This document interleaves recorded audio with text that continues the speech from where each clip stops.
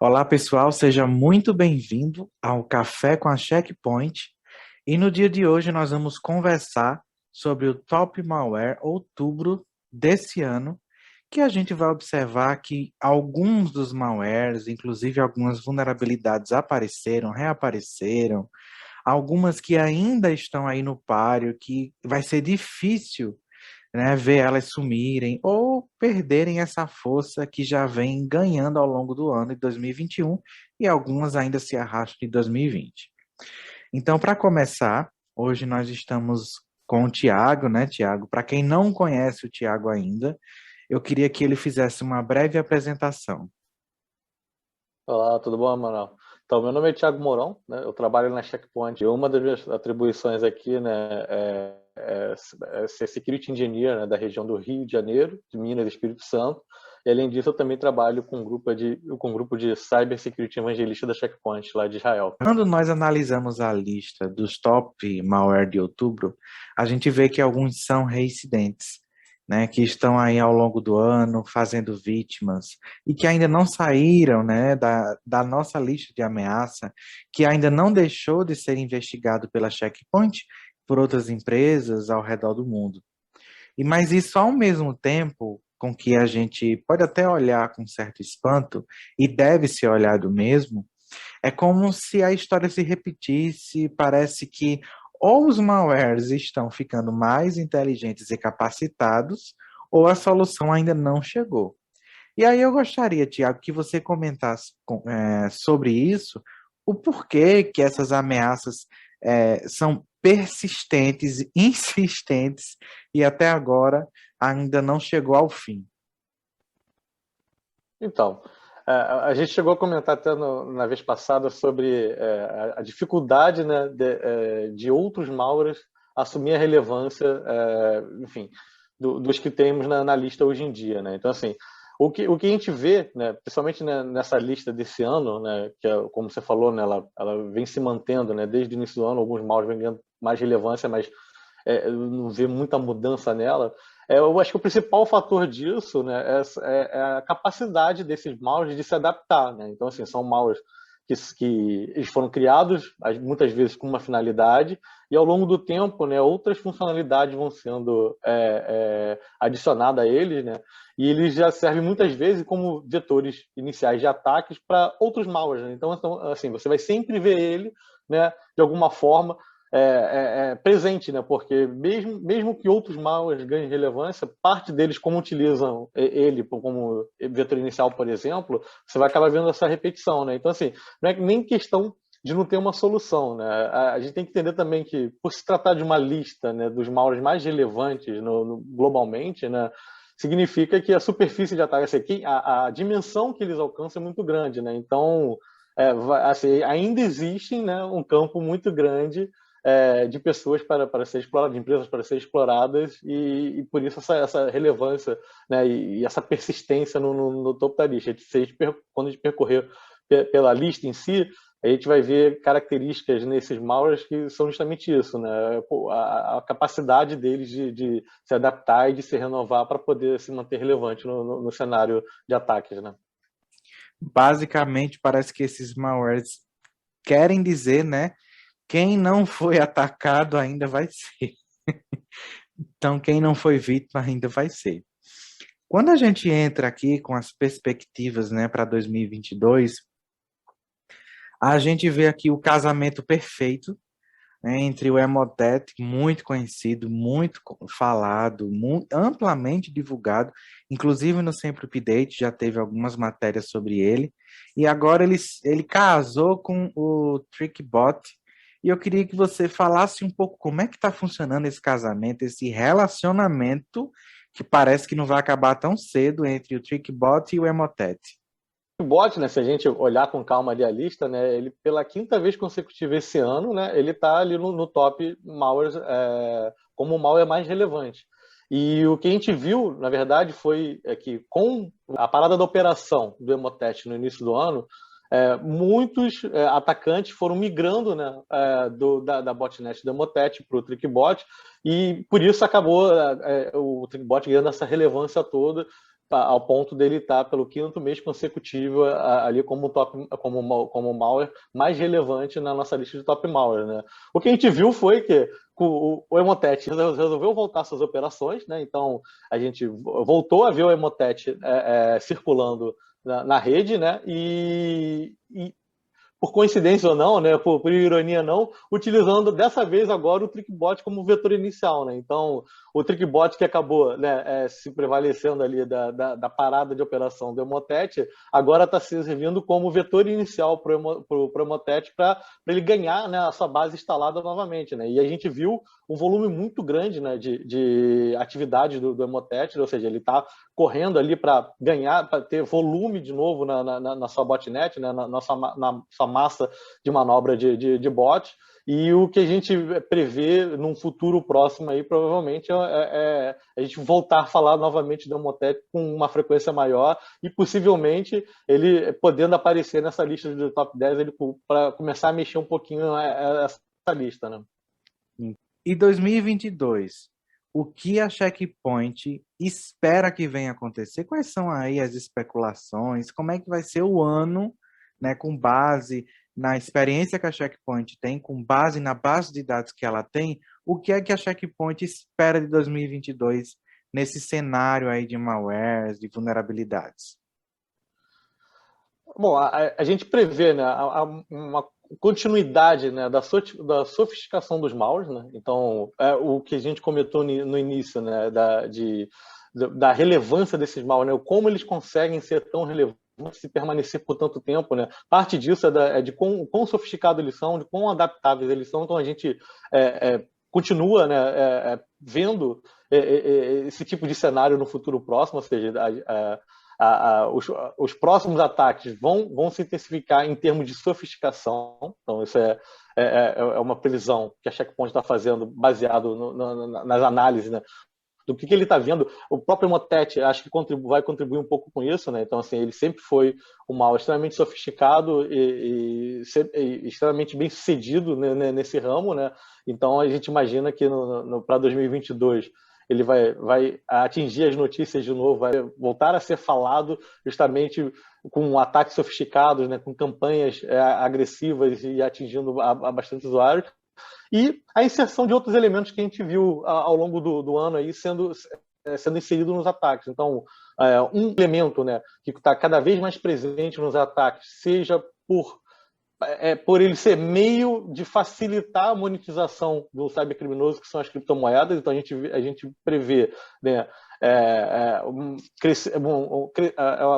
uma maior utilização, né, de criptomoedas, né, para monetizar os ataques em si, e isso acaba levando a uma bola de neve, né, que quanto mais elas são utilizadas, mais relevantes elas ficam e elas mesmas começam a ser alvos de ataque, né? Então, como a gente viu já esse ano, né, carteiras de criptomoedas sendo alvos de ataques, né, enfim, criptomoedas inteiras sendo atacadas, né, enfim, sendo utilizadas em campanhas de phishing, né, em pesquisas de vulnerabilidade para identificar um processo vulnerável da criação daquela moeda ou da comercialização daquela moeda. Então, assim, além dela ganhar relevância por servir como um fator de monetização para o cybercriminoso ali, elas acabam, né, sendo relevantes no mundo inteiro, como todo, né? O cybercrime acaba ajudando nisso, e elas vão acabar se tornando alvos também desses ataques. Então, provavelmente, as criptomoedas vão ser mais frequentes, né, nesses ataques, né? Sejam ela como parte fim, né, da monetização ou como próprio vetor de ataque ali, né? Então, assim, elas sendo as vítimas do ataque, né? Outro ponto que a gente consegue ver, né, e prever para um futuro próximo são utilizações de tecnologias sofisticadas, né, que hoje em dia já são uma realidade, né? Então, a gente escuta muito se falar, por exemplo, no deepfake, né? São tecnologias que vão contribuir para ataques de phishing extremamente mais sofisticados, né? Se hoje, né, você imagina que com um texto simples no e-mail, as pessoas conseguem criar campanhas de phishing extremamente convincentes e com uma aderência muito grande, né, de vítimas. Você imagina como você inclui tecnologias como deepfake para servir ali, né, como uma fonte corroboradora daquela informação, daquele phishing, né? Então, assim, a gente prevê a utilização desse tipo de tecnologia em phishing mais sofisticados, em ataques mais sofisticados, né? Enfim, a intensificação da guerra cibernética em si, né? Então, você tem muita disputa hoje, né, de tecnologia na internet como um todo, né? Então, utilização, né, como falei, né, de técnicas mais avançadas que são reveladas na utilização de malware, né? Então, assim, existem, né, acho que o que a gente consegue, né, ilustrar melhor que é justamente isso, né? É cada vez mais a sofisticação desses ataques e desses malwares, dessas campanhas de phishing, né? Nós precisamos lembrar que dia 30 de novembro foi o Dia Internacional da Segurança da Informação e, como sempre, como todos os anos, a Checkpoint traz aí algumas dicas, né, para que as pessoas tomem mais cuidado em relação a esse cenário que a gente está vivendo, com muito malware, muitas falhas de segurança. O home office ainda é alvo de muitos ataques, né? O mobile, então, nem se fala. Agora os aplicativos de banco estão em alta, com ataques de diversas origens, de diversas maneiras.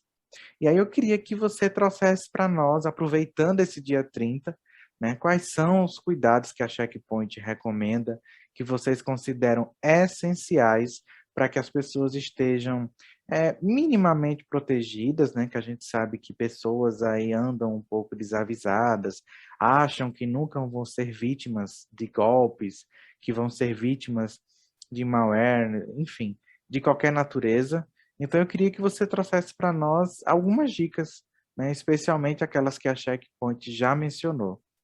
A parte inicial, né, que é mais importante a gente frisar aqui, é o que o próprio dia 30 se propõe, né, um dia de conscientização. Né? Então, como você bem citou, né, as pessoas ainda são o elo mais fraco nessa equação, e nunca é demais você investir, né, em conscientização de segurança. Né? Então, a gente sabe que a transformação digital é uma realidade, né, seja na vida pessoal, ou seja na vida corporativa. Né?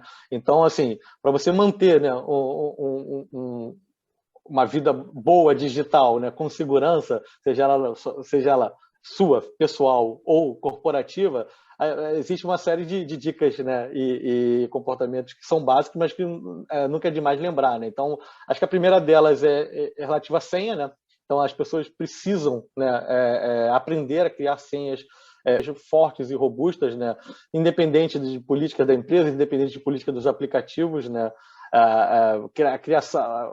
Achar uma maneira de você poder criar senhas que sejam robustas o suficiente para te deixar seguro e que você não esqueça delas, né? Isso é importante. Né? Eu pessoalmente, né, eu gosto muito de recomendar a utilização de frases como senha, por exemplo. Assim, é um processo extremamente mais eficaz na hora de criar, porque você consegue fixar melhor e ela continua sendo extremamente robusta. Né? Assim, eu sei que acaba sendo um pouco pessoal de como a pessoa se sente mais à vontade, né, em criar uma senha e como ela vai lembrar dessa senha. O importante é que ela consiga criar e lembrar dessa senha. Cada vez mais você ficar atento com campanhas de phishing, né? Você entender, identificar possíveis ataques de phishing, né? Sejam eles ataques mais genéricos ou ataques mais direcionados. Né? Você conseguir identificar elementos, né, daquele e-mail, daquela mensagem que representam possíveis ameaças. Então, é importante, né, as pessoas entenderem, né, que a vida, como novamente, né, a vida digital ela está aí, né, ela faz parte desse meio e ela vai ser alvo de ataques. Então, ela precisa entender os elementos básicos, né, de como do que é um phishing, né, daquelas características, né, de phishing, para ela entender que, opa, essa mensagem pode representar alguma coisa perigosa para mim ou maliciosa. Deixa eu averiguar, ver se eu conheço quem está enviando, ver se faz sentido eu receber aquilo. Né? Aquela dica básica que todo mundo costuma dar, que novamente nunca é demais reforçar, se parece ser algo muito bom, tome cuidado, né? Porque as coisas não caem do céu, então se é uma promoção, somente agora a gente acabou de passar, né, por período de Black Friday, as coisas, então os atacantes eles aproveitam muito da ingenuidade, da vontade da pessoa enfim, de ter algo, né, de ser contemplado com alguma coisa, então assim, desconfiar, né, de mensagens suspeitas, né? Acho que é um assunto muito importante que é sempre bom ser lembrado, né? Escolher com cuidado, né, o dispositivo que você está utilizando, principalmente se você vai utilizar esse dispositivo para acessar suas contas corporativas, né? Uma coisa é o que é seu, o que é pessoal, outra coisa que é corporativo, né? Então, você ter mais atenção que quando a empresa, né, dá liberdade de você ter, por exemplo, uma facilidade para trabalhar remotamente, você entender os riscos estão atrelados a isso, né? E você tomar cuidado toda vez que você for acessar algo corporativo, né, com seus dispositivos, né? Se você utiliza hoje um dispositivo como um smartphone ou como um tablet na sua vida, né, no digital, no dia a dia, entender, né, quais são os componentes desse dispositivo para você manter ele atualizado, né, manter ele um dispositivo minimamente seguro, somente, novamente, se você vai utilizar ele também para fins corporativos, né? E isso vale também, né, não só para o dispositivo em si, mas principalmente para o que você instala nesse dispositivo, né? Então, tenha critério no que você vai instalar, né? Tente sempre, né, instalar aplicativos de fontes seguras, né, de stores oficiais, porque a tendência, né, é que cada vez mais os ataques migrem justamente para esses tipos de dispositivos. Então, tenha isso em mente, né? Hoje, como a gente já sabe, né, ou já espera, né, que a sua conta corporativa, o seu e-mail corporativo, por exemplo, ele vai ser alvo de ataques, né, vai estar ali como vitrine para ataques, né. Hoje, né, os dispositivos móveis, principalmente dispositivos pessoais, eles também fazem parte desse leque, dessa superfície de ataque, né. Então, tenha isso em mente, que não é porque você não está no computador, né, que você não vai ser alvo de ataque, muito pelo contrário, né. Hoje, com a facilidade dos dispositivos móveis, né, muito e com a quantidade também desses dispositivos, né, é muito mais interessante para um atacante criar algo que atinja os dispositivos móveis do que os dispositivos tradicionais corporativos, né?